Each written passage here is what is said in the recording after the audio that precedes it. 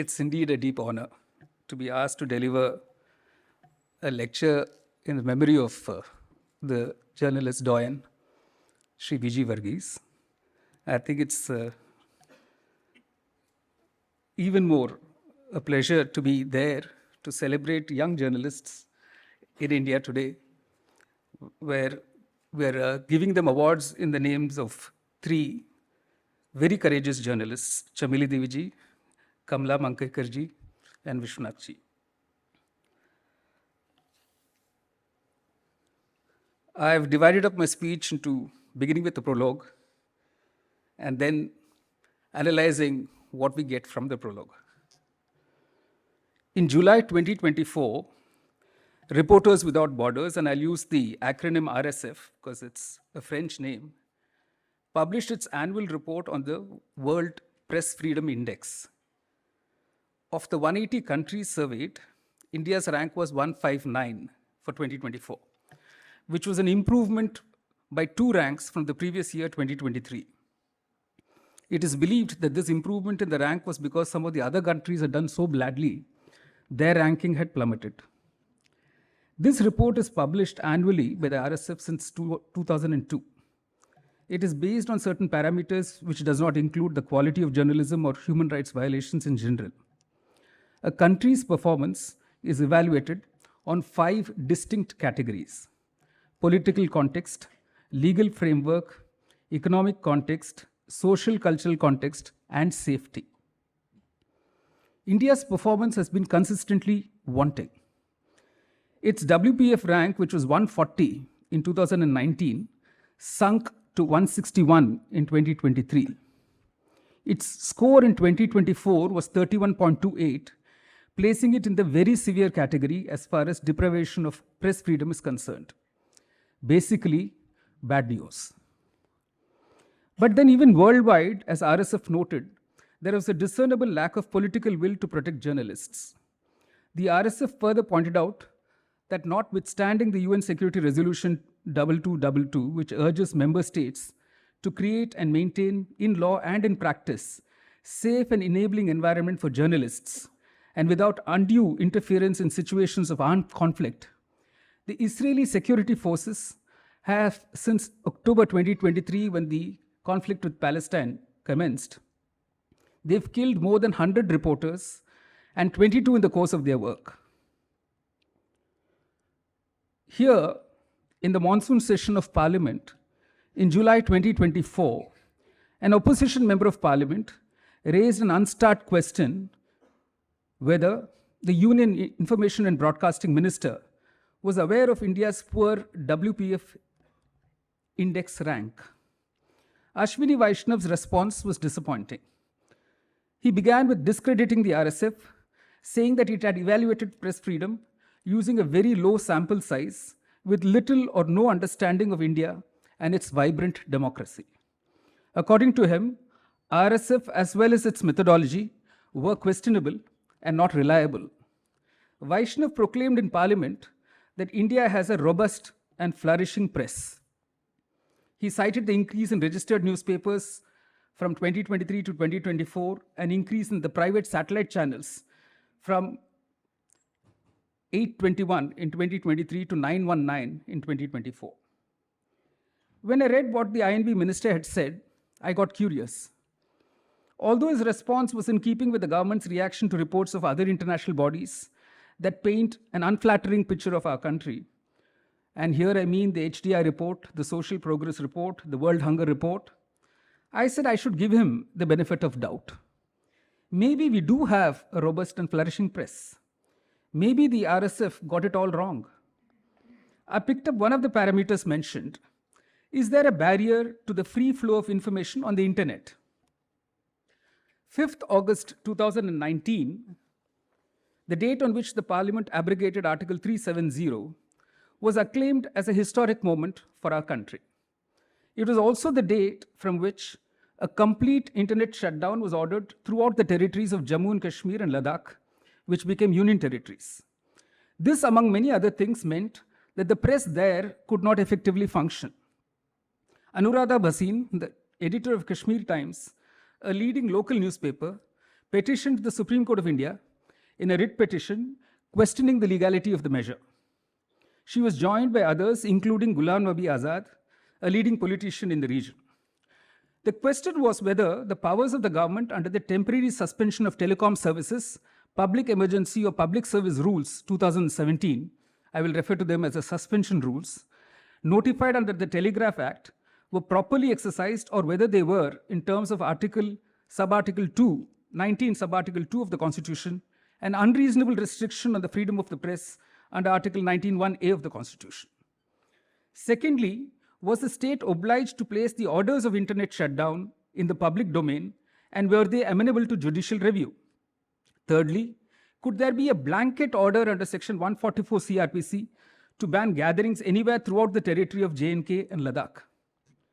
In what appeared at first blush to be a progressive judgment handed down on 10th January 2020 in Anuradha Bhasin versus Union of India, the Supreme Court answered the second set of questions in the affirmative. It recapitulated the settled legal position that the freedom of the press is a requirement in any democratic society, without which there cannot be transfer of information or requisite discussion. It held that the right to free speech and to carry on one's trade and profession on the internet were constitutionally protected under Articles 19(1)(a) and 19(1)(g) of the Constitution. The order under the suspension rules and under Section 144 CRPC were required to be made public and would be amenable to judicial review. So far, so good. The question whether the internet shutdown orders were disproportionate and had a chilling effect on the freedom of speech was left open, since the court was directing the review committee constituted under the suspension rules to conduct a periodic weekly review to examine the necessity to continue the restrictions.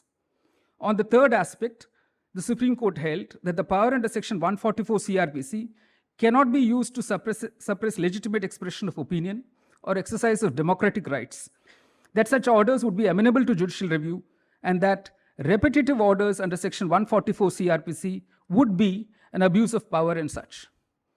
Thus, no real immediate relief was given to the petitioners. 4 months later, in May 2020, the Foundation for Media Professionals, FMP, again approached the Supreme Court, stating that none of its directions in Anuradha Bhasin had been obeyed by the government. This time, the court was lukewarm in its response. The list placed before it by the Solicitor General of the terrorist attacks that had taken place in J&K since 5th August 2019 seemed to weigh heavily with the court. It merely asked a review committee to examine whether the internet shutdown orders were required to be continued. No one was hauled up for contempt of court. Even 3 years later, when a fresh application was filed by FMP complaining of non-compliance, the court refused to entertain it. It appeared to be an instance of judicial abdication. The court was reluctant to implement its own orders. Internet shutdown orders are now almost routinely issued throughout the country. Farmers' protests, Manipur violence, and even during exams. These orders are not in the public domain and so remain inaccessible and unchallenged. India, Iran, Myanmar, and Ukraine are among the countries with the highest number of internet shutdowns in 2022 and 2023. According to an Access Now report, 2024 saw 294 internet shutdowns globally, and India accounted for 84 of them at 28%. Clearly, the RSF report cannot be dismissed as being unreliable or based on a questionable methodology. I next turn to the aspect of physical safety of journalists, a parameter highlighted in RSF's report. On 3rd May 2024, the World Press Freedom Day, the India Freedom of Expression Initiative, an alliance of press freedom NGOs, released the India Press Freedom Annual Report. The report pointed out that in 2023 alone, 5 journalists were killed. Of the 226 others targeted, 148 journalists were targeted by state actors and 78 by non-state actors that included politicians and criminals. Delhi reported the highest number targeted by state agencies, 51. 12 of these were women. The forms of targeting were arrests, detentions, registration of FIRs, being summoned for questioning, impounding of passports, raiding of dwelling places. 26 were physically attacked, threatened, or harassed by the police. Almost half of the 28 journalists killed in India since 2014 have been those covering environmental issues. They had invited the ire of the sand mining mafia and the criminal networks. 2024 has been no better. On 10th February 2024, Jyotiranjan Mahapatra, a reporter with the Bada Khabar TV in Odisha, was brutally attacked for his reporting, resulting in severe injuries to his head and hands. One day earlier, Nikhil Wagle's car was attacked by the ruling party workers while he was traveling in Pune to speak at a program. He had been critical of the Prime Minister and the former Deputy PM Advani after the latter was awarded the Bharat Ratna. Vinay Pandey, a journalist based in Nagpur, received on 31st May 2024 a beheading threat for reporting on the Gaza conflict. On 23rd May, Ankur Jaiswal was attacked by a politician and his cronies for publishing material that exposed their activities. Stopping journalists from traveling abroad at the last minute while they are set to board a plane has also been happening with regular frequency. While Rana Ayub could get the Delhi High Court to come to her rescue when she was set to travel to Europe to deliver talks on violence against women journalists, Sana Irshad Mattu, a Kashmiri photojournalist who won a Pulitzer Prize, was in October 2022 stopped at the Delhi airport despite having a valid US visa and prevented from receiving the prestigious award in New York. No reasons were given. Fahad Shah, Sajad Gul, Asif Sultan, Majid Haidari are some of the other Kashmiri journalists who have faced arrests under draconian criminal law provisions, including the Public Safety Act, and have been released after long periods of incarceration, sometimes in jails far away from Jammu and Kashmir. They were simply doing what any other journalist there would have been expected to do, reporting on the current situation. In Manipur too, senior journalists have been arrested. But then journalists elsewhere in the country who have been and are fearless in their reporting of events have been subject to arrests and secret surveillance by the state apparatus, as the Pegasus episode revealed. It is getting even more difficult to ignore the RSF report on India press freedom.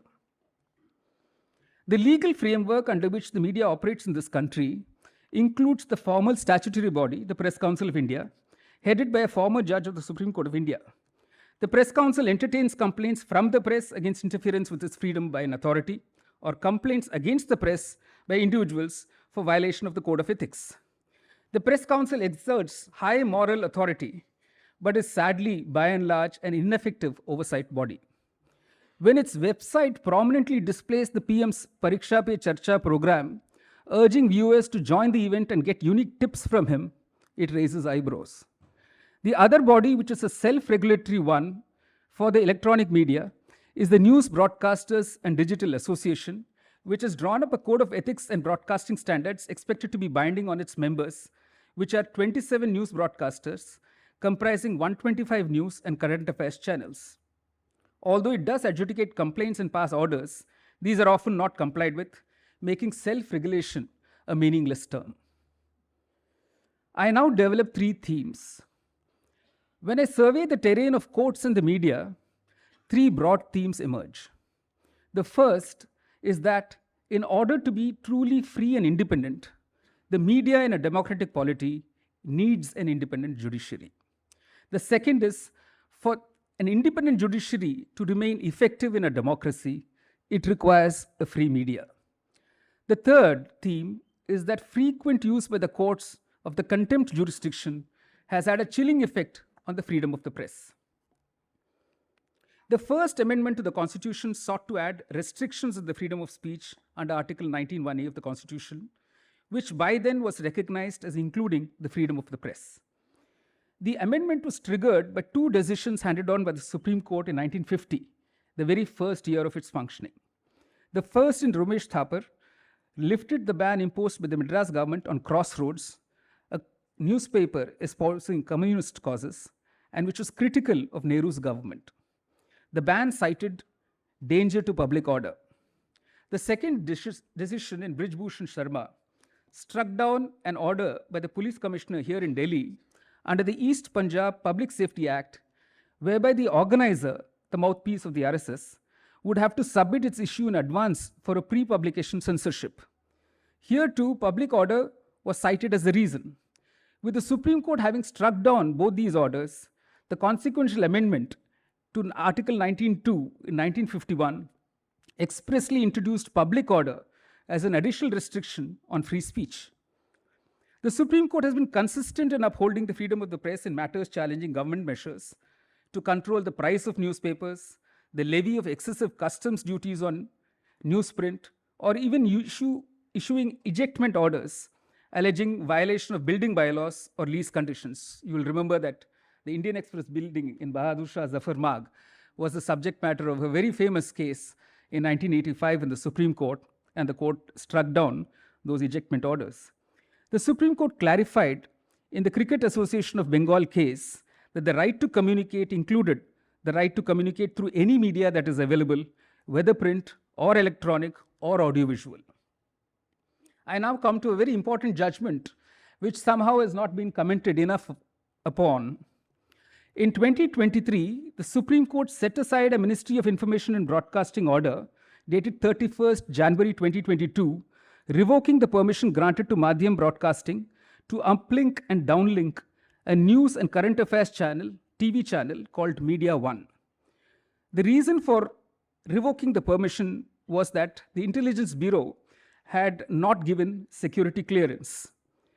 When asked about this, the Solicitor General tendered to the Supreme Court the reasons in a sealed cover. The Supreme Court said it was not going to entertain such grounds for revoking a permission of a media channel in a sealed cover. It opened the sealed cover and in fact discussed the contents of the sealed cover in its judgment. One of the grounds on which the security clearance was denied was that Madhyam had been taking an anti-establishment stance.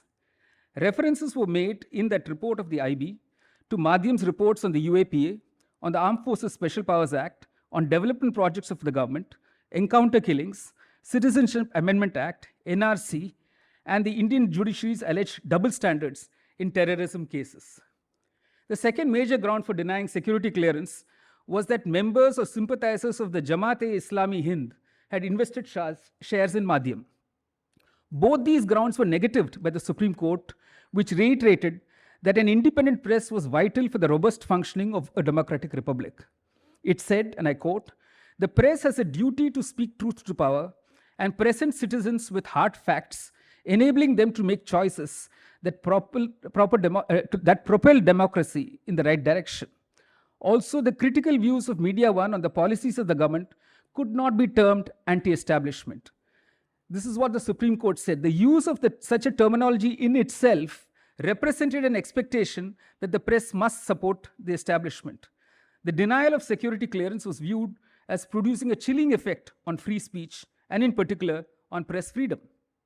The Supreme Court emphasized criticism of government policy can by no stretch of imagination be brought within the fold of any of the grounds stipulated under Article 19.2. Separately, the Supreme Court found that there was no material to conclude that the investment by the Jamaat-e-Islami Hind sympathizers would affect India's security, or even to prove that Madhyam's shareholders were such sympathizers. The ministry was asked to renew the permission for uplinking and downloading of the Media One channel. And yet, when individual journalists who have been subjected to the criminal law processes have approached the Supreme Court, its response has been inconsistent. Some have received protection from arrest and bail in good time. Some have had to wait for long. Some have not been given any relief at all. A satirical comment in this context by a stand-up comic that some litigants were more privileged than others invited contempt of court proceedings being sanctioned against him by the then Attorney General. What seemed to have precipitated the move was the gentleman retweeting a cartoon that suggested executive dominance over the judiciary. In an era dominated by the social media, news first travels invariably from mobile phones to the electronic media and then to the print media. Maybe that order could have been reversed this morning. I'm not sure Bharat should know more about that. The morning newspaper is not how the day of the young Indian starts. It's the WhatsApp forward or the Facebook page. The last thing at night and the first thing in the morning. Anything that is more than a 3-minute read can wait. Only headlines, and within those, only the breaking news. The algorithm makes sure you read only what it thinks you wish to read. It tells you what to think and how. There is a spate of AI tools unleashed. Can you be sure that the journalist filing a report is not a machine, or that the report itself is not AI generated? We live in unsettling times. Two processes are working in tandem: robotizing humans and humanizing robots, and machines that are learning at rapid speed. In this chain, at the first level, there are no real filters. The screening policies at Facebook, X, or YouTube are at best vague and unreliable. Social media then is fertile ground for disinformation, misinformation, and fake news. Since there is a rush to be first with the news, TV channels vie with each other to transmit whatever sensational news emerges from the tweets, Facebook, and Instagram pictures and messages without verifying its source or its veracity. If the TV channel is one that is aligned with the establishment, and these days they are in large numbers, there is next to no oversight and no consequences for the harm done. Hate speeches, spewing venom on TV is quite commonplace. The TV screen in Indian news channel is not merely noisy, it's chaotic cacophony where any attempt at rationality or truth-seeking gets buried deep. Even a die-hard cynic might be difficult to accept this as entertainment. But worse, there is a virtual news war out there on the net. The fact checkers have a tough time keeping track of fake news and dealing with the troll armies that deploy social media handles and bots, some of them created by the IT cells of political parties. This is a whole new game, a free-for-all where sanity is a scarce commodity. This is the age of influencers, both good and bad. The damage is done first, and since the internet does not forget, in an irreversible, substantial way. The 2025 Global Risks Report, brought out by the World Economic Forum, has said that for a second consecutive year, India is among those countries which are at a high risk of misinformation and disinformation. The report points out to the affinities between censorship and surveillance, societal polarization, misinformation and disinformation, and online harms, highlighting the confluence of these risks in the digital ecosystem. The reaction to this chaos is unfortunately not well thought through. Takedown orders, gag orders by the state and by the courts at all levels have become commonplace. Ironically, fact checkers who call out fake news are accused of spreading harm. And the establishment has no hesitation in invoking the draconian criminal law provisions against them. Investigative journalism is under threat of concerted attack through civil and criminal defamation proceedings in courts, some by the powerful corporates and politicians. These brave reporters are then scurrying between lawyers' offices and courts, seeking protection from arrest or bail, or defending SLAP suits. SLAP is an acronym for Strategic Litigation Against Public Participation. It would, however, be a mistake to argue that because of its potential for immense harm, social media should not be accorded the same degree of protection as free speech in electronic and print media. That would then be facilitating the stifling of genuine dissent and public critique of institutions by the state and powerful entities like the MNCs and large corporates. The Bombay High Court has rightly held as unconstitutional the government's attempt to statutorily empower itself to be the exclusive fact checker for matters relating to it. The issue awaits the final word in the Supreme Court. I then move to another major theme that has emerged from what law has developed in this country, that is, criticism of the government is not anti-national. The US Supreme Court in New York Times versus Sullivan reminded that criticism of the government and those in administration, even by factually inaccurate statements, would not be actionable unless made with malice.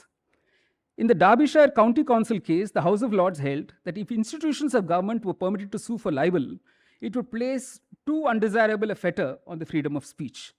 This in principle has been adopted by our Supreme Court too, and yet it is not being followed in practice.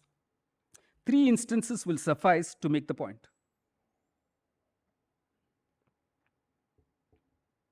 In 2023, the BBC broadcast a documentary that examined the present PM's action during the Gujarat riots of 2002.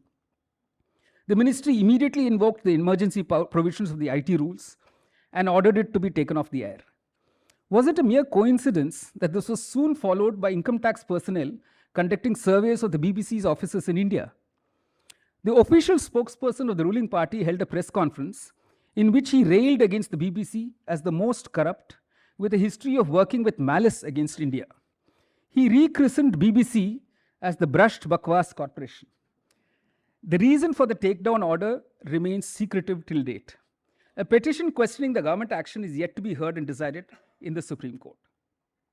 Another batch of petitions, now on the back burner, is the one concerning the use by the central government of Pegasus spyware to place under surveillance the mobile phones of politicians, journalists, and even judges.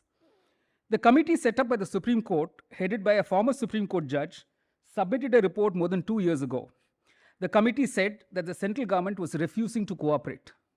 The report remains in a sealed cover in the Supreme Court. After a long gap, the Supreme Court has now agreed to hear this case in April this year. The third egregious instance is the government blocking the entire website of Ananda Vikatan, a renowned and popular Tamil magazine, only because it carried a cartoon showing the PM in shackles seated next to Trump during his recent visit to the US. This angered the BJP state unit president, on whose complaint the ministry acted with alacrity. The Madras High Court ordered lifting of the blockade, but unfortunately made it conditional upon Ananda Vikatan taking down the cartoon. This is totally contrary to the settled legal position that mere criticism of the government, even if ill-informed, is not anti-national. It cannot result in a chilling effect on free speech. The defense of this measure by the Additional Solicitor General in the Madras High Court made curious reading. He cited friendly relations with foreign states, a ground of restriction under Article 19(2). It is hard to imagine Trump looking at that cartoon in Ananda Vikatan and deciding to break off diplomatic ties with India. But then the reaction of the BJP spokesman in Tamil Nadu was stranger. He thought that the freedom of press did not extend to making fun of the country and its 140 crore people. This is my take. The nation wants to know why in the times now, in our republic, in India today, it is so hard to tolerate a healthy sense of humor, the ability to laugh at oneself or take a dig at the government. I move on to the next broad theme, that the courts need an independent media. On 12th January 2018, something extraordinary happened. A press conference was held by 4 of the senior most judges of the Supreme Court, 4 senior most after the Chief Justice of India. They went public on how the then CJI was acting arbitrarily in the matter of allocation of cases. The judges said that with the independence of the judiciary and the future of democracy at stake, they had no other choice but to communicate to the nation to please take care of this institution. When asked why now, the senior most of the 4 is supposed to have said that they did not want any wise men to say 20 years later that Justice Chalameshwar, Ranjan Gogoi, Lokur, and Kurian sold their souls and did not take care of the interests of this illustrious institution. It is quite another matter that the next Chief Justice of India, who was part of those 4, and who saw much value then in both an independent and noisy journalists and judges, was only too eager to gag the media when presiding over a bench on a Saturday morning on 20th April 2019 to address threats to the independence of the judiciary. He used this occasion to discredit his lady staffer who accused him of sexual harassment. He appealed to the wisdom of the media not to report on it. The courts regularly use the media to carry their press releases on judiciary's achievements, the disposal of cases in Lok Adalats. Incoming and outgoing CJIs give interviews to a select few journalists. A few correspondents are favored by some of the chief CJIs and sometimes other judges with exclusive scoops about the institution's inner workings. Like this morning, everybody wants to know why is it that only one newspaper carried this news and not the others. Not infrequently, a garrulous judge holds forth from the dais, making gratuitous comments, wanting them to be relayed through the press. Post-COVID-19, with hybrid hearings and live streaming of court proceedings, judges are in the public eye, even if the press isn't watching. Social media has exposed many more dimensions of the judiciary. When the PMO's social media handle shared the video clip of the PM doing Aarti at the Ganesh Puja at the CJI's residence, it naturally became viral. Video clips of comments made by judges, not just inside the courts but outside too, are available within a few minutes to an entire social media audience across continents. Judicial vanity, judicial peeve, judicial wit, judicial anger are all on full display. I now come to the next theme, which is about courts controlling the media. So, what then of contempt of court? One senior lawyer termed the practice of the law of contempt in India as an instance of the paradox of the love hate relationship between the press and the judiciary. They need each other, but the judiciary would like to tell the press where it gets off.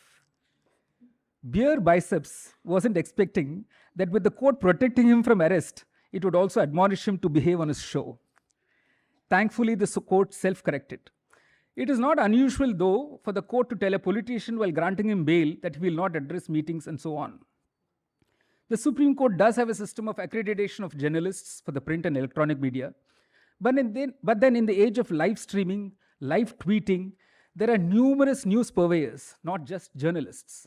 In fact, if one visits the press room today in the Supreme Court, you will find journalists watching the monitor rather than jostle for space in a crowded courtroom to report on the happenings. The press has to watch out for contempt action in two contexts. One is interference with court proceedings, and the other is scandalizing the court through personal attacks on the motives of judges, as opposed to critiquing the institutional performance. In the first category, that is interference with court proceedings, the earliest instance was the media campaign run in 1961 by R.K. Karanjia's tabloid Blitz in support of Colonel Nanavati, who was being tried for the murder of his wife's paramour. It turned the jury in favor of Colonel Nanavati. This led to the disbanding of the jury system in India. The Sahara case, the Nupur Talwar case, and more recently the Riya Chakrabarti case witnessed high-pitched shouting matches on TV screens of news channels, which were acting as prosecutor and judge. The guidelines framed in the Sahara case that an injunction could be granted where the reporting on a case might interfere with the right to a fair trial could be both overbroad and subjective. Judges in trial courts are vulnerable to intense public glare that the social media facilitates. It is necessary and prudent for judges at all levels to be cautious in engaging with the social media. Courts do cordon off trials from media, citing security reasons. Where the standards are vague, it is bound to have a chilling effect on the media, which then undermines the freedom of the press. The court has thankfully not yet placed restrictions on social media reporting on trials. After all, the criminal justice system is premised on public trials, and the press plays an important role in observing and reporting on the process. The second area where contempt proceedings could be attracted, the second area is of commenting on the court, its performance, its judgments, its judges. In the United States, the contempt power is rarely used by the courts against the press. In the United Kingdom, the Daily Mirror could get away with depicting the photos of 3 judges who granted an injunction in the Spycatcher case upside down with the screaming caption, "You fools." In November 2016, the Daily Mail, on its front page, depicted the photos of 3 of the judges of the UK Supreme Court with the caption, "Enemies of the people." That court had ruled that the UK government could not bypass Parliament to begin the Brexit process. Neither instance attracted any notice of contempt. Way back in 1978, in a somewhat similar vein, Justice Krishna Iyer postulated the Mulgaonkar principles to govern contempt proceedings. One of those was that the court will not be prompted to act as a result of easy irritability. Indeed, occasionally the Supreme Court has said that its shoulders are broad enough to shrug off ill-informed criticism. However, that is not quite how the judiciary as a whole has responded to public criticism. It has bristled with indignation. Arundhati Roy spent a day in Tihar jail for criticizing the court's muzzling of dissent over its judgment in the Narmada case. Patricia Mukim, the editor of Shillong Times, and her publisher were held guilty of contempt for suggesting that a judge had improperly acted in his own cause when on the day of his retirement, he passed a judicial order directing the state to provide retired judges with a slew of benefits. Apart from sentencing them to stand in one corner of the courtroom till the end of the working hours, Malott slapped a fine of 2 lakhs, loudly stating that this would shut the newspaper. Thankfully, the Supreme Court stayed the order. Recently, when Wikipedia opened a page on its website to report on the case between ANI and itself in the Delhi High Court, it invited from the Delhi High Court a notice of contempt. In an appeal by Wikipedia, the Supreme Court is reported to have questioned why the High Court was being so touchy about court proceedings. I now come to the last part. These are my concluding thoughts. It is clear that when the INB minister described Indian press as robust and flourishing, he could not have meant free and independent. The media in India has had to fight for its independence and for its freedom. It is a fact, though, that much of the mainstream print and electronic media are either owned by large corporate houses or by political parties. Both print and electronic media operate on purely commercial lines, dependent as they are on government advertisements, licenses and permissions, corporate sponsorships, commercials. These very media houses also have their corresponding web versions. As Joseph Pulitzer cautioned, once a publisher comes to regard the press as exclusively a commercial business, there is an end of its moral power. Self-censorship, paid news, advertorials, large self-promoting ads of governments on several front pages, vying for greater TRPs at the risk of fudging data, are all now passé. There is also the control through sponsorship of the independent press on the net by corporate philanthropies. The big challenge then is to keep news free. Recently, I was sharing a panel with a senior lawyer who's also a member of parliament of the ruling party. The moderator asked us whether it was a matter of concern that much of the corporate-controlled mainstream media is aligned with the establishment. My fellow panelists' response was ingenious. They were exercising, he said, their free choice to align with the government. They could fearlessly report whatever the government told them. He was in plain denial that there was any muzzling of the press. For more than a decade now, the PM of the largest democracy in the world has not held a non-curated press conference to subject his government's performance to the scrutiny by the media, and yet there is but a whimper of protest. In his memoirs titled Hidden Agendas, veteran journalist John Pilger says that when Murdoch took over a newspaper, the reporters there would self-censor. They knew that some stories would never go past the editor's desk. Walter Lippmann warned that the threat to press freedom is not as much from pressures and intimidation that they face, but from those of their ilk that are readily co-opted into the heady mix of politics with the reward of proximity to the corridors of power. When asked to bend, they crawl. They might do well to heed Benjamin Franklin, who said, "They who would give up essential liberty to purchase a little temporary safety deserve neither liberty nor safety." While we find ourselves engulfed by WhatsApp forwards, which tend to hide the real news, not everything about the internet and social media is only troubling. It has provided space to journalists and influencers to speak fearlessly and carry their followers with them, free of control by state agencies. It has also provided such journalists with a two-way communication channel with a worldwide audience. And occasionally, tucked away in the corners of the print and electronic media, there is space yet for the investigative and critically analytical pieces of fearless and independent reporters, some of whom are being honored here today. Their courage and conviction will undoubtedly inspire generations of reporters. They need not just our admiration, but importantly, our support. They are our hope for a free and independent press, an impartial and trusted media in the India of the future. What is also encouraging is that they are not alone. Growing numbers of such independent scribes have formed global coalitions. The Panama Papers exposed a clandestine world of offshore finance and provided evidence of how heads of state, billionaires, celebrities, and business magnates used offshore structures to evade taxes, launder money, and conduct illicit activities away from public scrutiny. This was a result of a mammoth exercise undertaken by the International Consortium of Investigative Journalists, which brought together a diverse coalition of over 370 journalists from more than 100 media organizations across 76 countries to probe through 11.5 million documents. It tells us that even amidst threats and pressures, there will be those who are willing to risk their all to uncover and uphold the truth.